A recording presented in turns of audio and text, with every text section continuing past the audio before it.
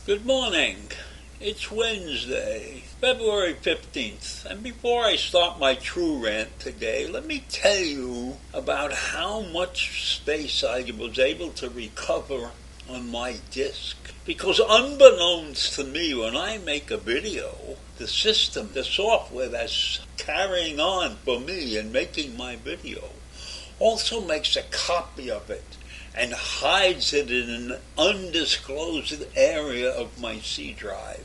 And for weeks I've been fighting the space problem with the C drive. But suddenly something dawned on me and I was able to open up the C drive and search for MP4s, which is the designation, the configuration that is used on my videos.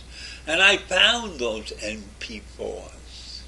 And I erased them. I erased hundreds of them.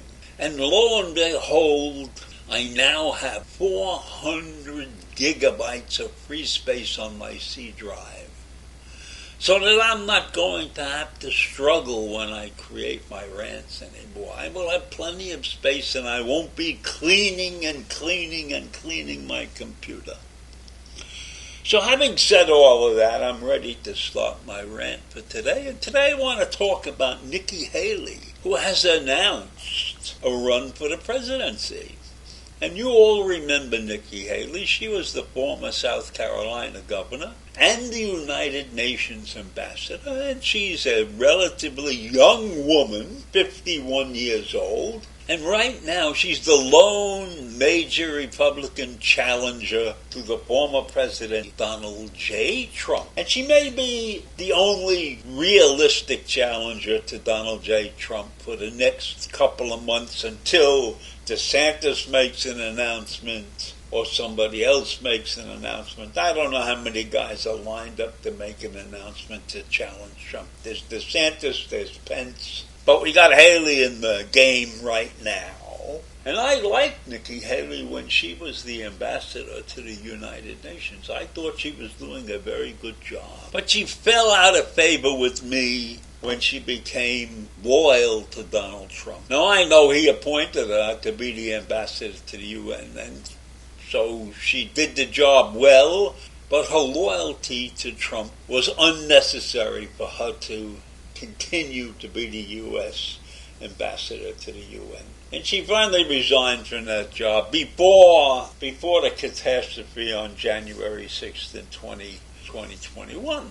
So in any event, because she became a Trumpite, she went down in my estimation. I'm not sure if I could vote for her based upon that one fact alone. Now, I recognize the fact that Trump was her boss and she probably couldn't challenge him outright, and maybe she had to keep quiet about some of the things he did because she worked for him. But she has stayed loyal to him even after she left her job. And so I cannot really vote for her because I don't want a Trumpster in the White House. I don't want anybody that even thinks like Trump in the White House. This country, as we all know, is rent asunder, as they say. And therefore, if Haley really wants to join this country and create a unified United States again, then she has to say something about what Donald Trump actually did to this country. There is no question in my mind, and in the minds of many, and even in the minds of many Republicans right now, that Trump created this division in the country. It is his fault that we have so much divisiveness going on in this country. It is his fault that we cannot compromise on any issues anymore. And nobody can convince me that I am wrong about that. So when I have somebody who's prepared to run for the presidency and has avowed loyalty to Trump, I cannot in good conscience stand up and support that person. And that's going to be a very difficult thing in my mind for many Republicans to do. I don't know that Pence, who has refused to appear before the committee, he's refused to answer the subpoenas. If he whose life was under attack on January 6th, can't come out and say the proper things. And neither can DeSantis stand up and say, I am going to bring this nation together. I am going to right the wrongs of our former president.